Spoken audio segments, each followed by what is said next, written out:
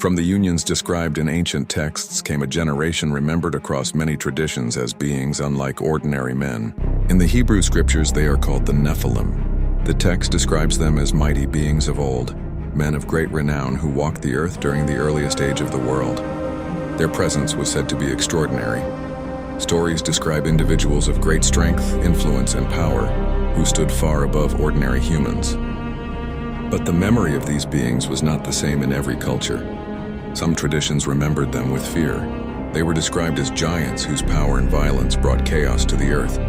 In certain ancient texts, their presence was linked to the corruption of the world before the Great Flood.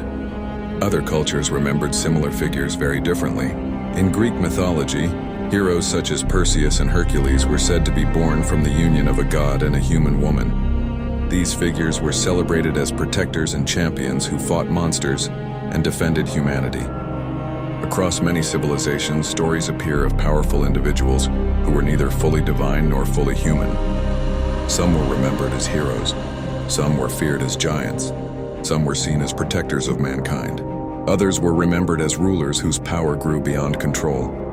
Despite the differences in these stories, the pattern appears again and again across the ancient world. Beings of unusual strength and reputation, who were said to come from the meeting of heaven and earth. Even later, biblical stories contain echoes of these ancient traditions. One of the most well-known examples is the story of Goliath, the giant warrior described in the Hebrew scriptures. For many ancient cultures, the age of these powerful beings belonged to a distant time when the world itself was different. But according to several ancient traditions, the rise of these beings marked a turning point in human history, because the world of that age was said to grow increasingly violent and unstable, and many ancient texts suggest that the events of that time would soon lead to a catastrophe remembered across civilizations, the Great Flood.